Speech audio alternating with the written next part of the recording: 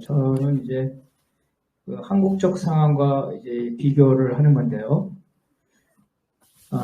먼저 이제 그 중남미가 왜 이렇게 이제 이 정치가 역동적으로 변할 수 있는가, 그 부분인데요. 그거는 이제 정치 제도, 정당 및 선거제도와 관련이 있습니다. 그래서 유럽의 경우에는 이제 의원 내각제인 경우에 이제 비례대표제와 결합하고, 대통령제인 경우에는 소선거구제와 결합을 하고, 그 대신 이제 결선투표제가 있는데요. 근데 이 중남미는 신기하게 이게 결합되어 있습니다. 그러니까 대통령제를 하면서 결선투표제까지 있으면서도 비례대표까지 다 있는, 이게 섞여 있다는 거죠. 그래서 이 정치가 역동적으로 변한다, 복잡하다는 거죠. 그래서 일단은 이제 그 정당 연합, 단순히 그 선거 연합이 아니라요, 정당이 연합을 해서 하나의 후보를 낼 수가 있습니다. 국회의원뿐만 아니라 대통령까지. 그래서 이제 정당 명부다 그러면은 우리를 치면은 노동당, 정의당, 뭐 진보당 이렇게 해가지고 하나의 정당 명부, 1번 노동당, 2번 진보당, 3번 정의당 이런 식으로 해가지고 비례대표를 출마할 수 있고요. 그리고 대통령 후보도 뭐 정의당, 노동당, 진보당에서 하나를 한 분이 나오셔가지고 뭐 노동, 진보, 연합 이런 식으로 할 수가 있는 겁니다. 그러니까 정당끼리의 그 연대, 연합 이게 아주 발달돼 있죠. 이합 집산이 많이 되고 있습니다. 대부분의 중남미가 지금 다 그런 거 보게 되면 대통령제이면서 결선투표와 정당연합을 허용하는 중남미 18개 국가라는 거죠. 거의 대부분이라고 볼 수가 있겠습니다. 그래서 이제 브라질의 경우에도 비례대표, 그죠? 하원은 비례대표로 이렇게 하고 있고, 선거연합이 칠레도 마찬가지고, 그렇기 때문에 조그만 정당들도, 우리는 이제 그래서 노동당이다, 녹색당이다, 이런 조그만 정당들이 원내에 진출하기 힘든데, 이런 나라에서는 같이 연합을 하기 때문에, 원내에 진출하기 때문에, 국회 내에 우리는 이제 그 국민의힘, 그 다음 민주당, 이렇게 있고 정의당에 몇몇 있는데, 중남미에서는 이런 선거연합을 통해서 국회 안에 5개, 6개, 7개, 8개 이런 식으로. 그래서 예를 들어서 뭐 브라질을 위한 연합, 세계의 선거연합 이런 식으로 되고 있다는 거죠. 그래서도 바로 이제 칠레에서 그 사회당이다 이런 당들이 있으면 인민전선이라는 어떤 그 연합, 그죠? 이런 연합을 통해서 대통령에 당선될 수 있는 이런 형태로 되고 있습니다. 그래서 이제 우리가 이런 점이 우리랑 다른 거. 우리는 그러면 어떠냐? 우리는 첫 번째는 이제 그 이중당적을 금지하고 있습니다. 그래서 우리가 그 선거연합이 되더라도 예를 들어서 유럽 같은 데서는 나는 진보당, 정의당, 노동당의 후보야 이렇게 말할 수 있는데 우리는 그렇게 못해요. 후보 단일화를 하나 됐으면 노동당이든 진보당이든 정의든 어느 한 당만 이중당적을 금지하기 때문에 그런 거죠. 그 다음에 우리는 그 정당 명부도 복수의 정당이 하나의 정당 명부를 제출할 수가 없죠. 그런 어려운 점이 있어요. 그래서 이제 그 민주노총에서 뭐 선거연합력 정당 이런 식으로 이제 우회해서 이런 약간의 편법적인 것들 이런 것들을 하고 있는 게 우리랑 다른 겁니다. 그래서 이런 그 결선투표제는 다 아시겠지만 프랑스 대통령 선거의 결선투표가 제공돼 있죠. 그리고 프랑스의 그 광역 지방선거는 특수한데요. 전면적인 정당 명부입니다. 근데 정당 명부에도 결선투표를 적용하고 있습니다. 그래서 처음에는 뭐 5개의 정당들이 지방선거에 정당 명부를 제출하지만 그 중에 상위만 진출할 수 있기 때문에 그러면 이제 묶어가지고 정당 명부를 제출해서 결선 투표를 하는 것 이런 형태로 돼 있고 우리가 잘 알고 있는 이제 이탈리 같은 경우는 아주 넓게 일시적인 선거연합뿐만 아니라 장기적인 정당연합, 무지개연합 이런 것들이 가능을 하게 됩니다. 그래서 현재 민주노총에서 말하는 것들이 이태리나 중남미에서는 합법적으로 할 수 있지만 우리로서는 지금 이중당적을 금지하기 때문에 합법적으로 하기 어려운 정당연합이 불가능한. 그래서 이들 나라에서는 그 연립정부도 많이 일어납니다. 연립정부. 국회의원에서 이제 예를 들어서 의원 내각제라면요.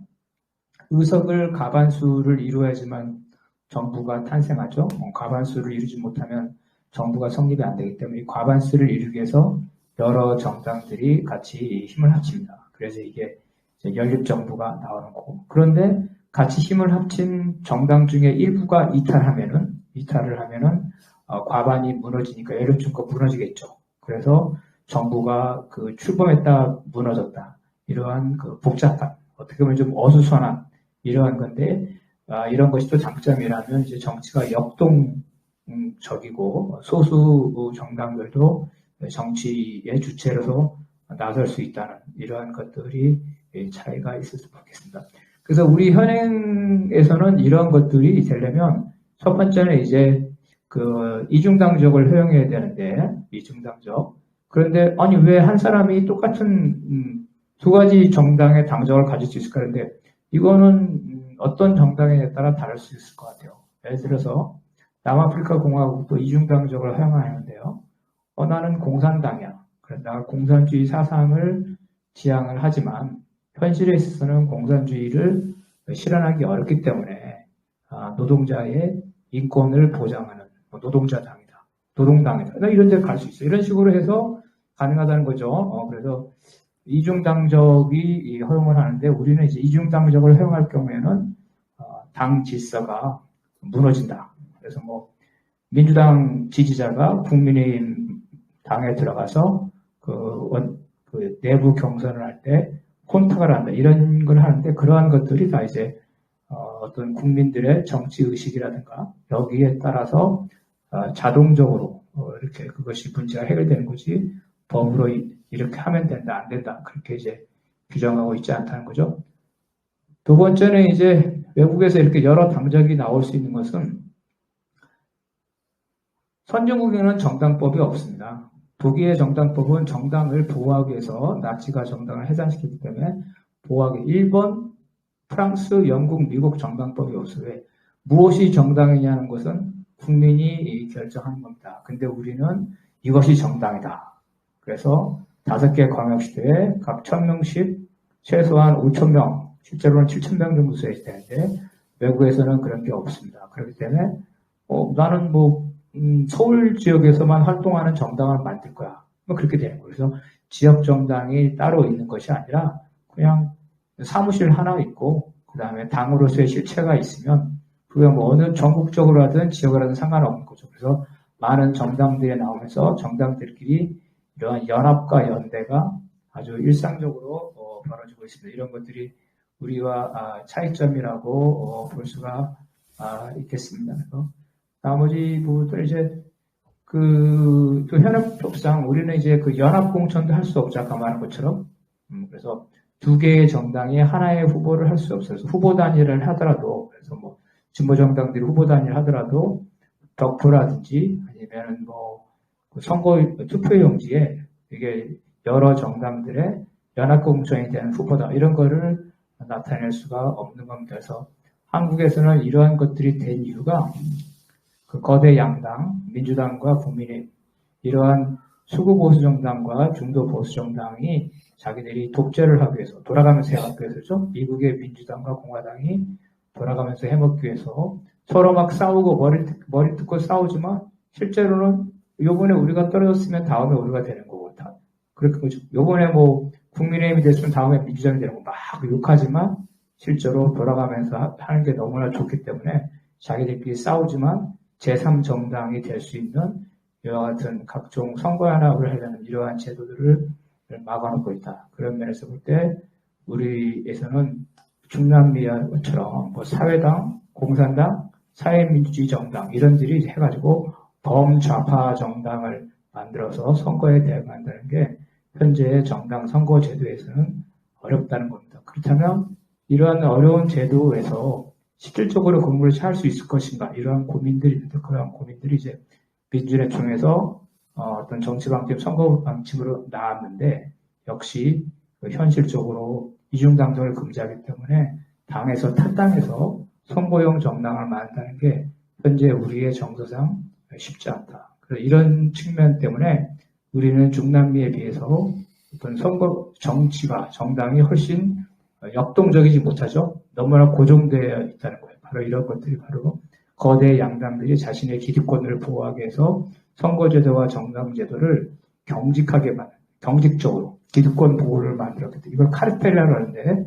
단합한 거죠. 단합. 싸우면서도 자기들끼리 단합. 너무 좋은 거예요. 그래서 양당제를 고소 이런 것들은 바로 미국식이고 영국식이죠. 미국이 그 해방 이후에 미 군정을 통해서 남한을 점령했을 때 바로 이러한 양당제, 보수 독점 정치 체제 이거를 갖다가 강요했고 일본도 마찬가지죠. 자유당과 민주당의 보수 양당 체제를 했고 이것도 부족하자 자유당과 민주당 합쳐가지고 자민당 체제를 만들었다는 거죠. 이것이 단순히 우리 한 국가의 문제가 아니라 세계 자본주의적 관점에서 자본가 세력들이 자본가 독재를 위해서 이러한 정치제도를 만들었다는 측면에서 우리가 이 정치제도의 개혁을 하려는 이러한 투쟁은 단순한 제도 투쟁이 아니라 노동자 권력을 만들어내는 데 있어서 되게 중요한 거다. 그리고 제도개혁을 너무 경시하면 안 되고 제도개혁 부분에서도 우리가 항상 투쟁을 해야 된다. 이렇게 생각합니다. 네, 이상입니다.